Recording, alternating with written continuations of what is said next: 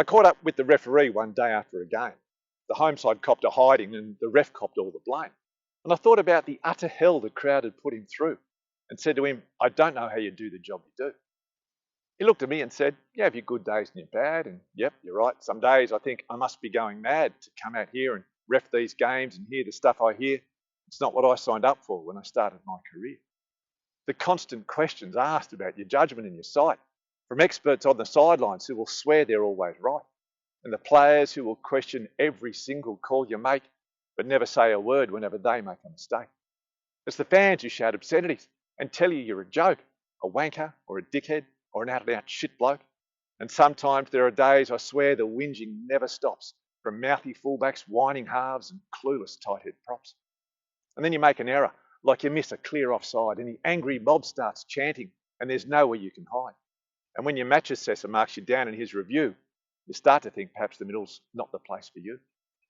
But then you get those matches where the planets all align, and the feelings that you get, they're the ones you can't define. The butterflies get busy and your heart begins to pound from the very moment that you step out on that ground. It's the feeling that you get from the whistle's opening shrill, the sound of that first roar from the crowd up on the hill, the calmness that you feel when the game gets underway, and the sheer appreciation for the role you get to play. It's the privilege of watching from a ringside front row seat, seeing acts of brilliance that make cold hearts skip a beat. The sights, the smells, the hits, the raw emotion and the sounds, things that only you can see from your place on that ground. It's making pressure calls during a key part of the game. When you get them right, there's nothing in the world that feels the same. It's knowing that you're still involved and still playing your part, a part of something special that you love with all your heart. And those feelings, they're reserved for what we call the chosen few.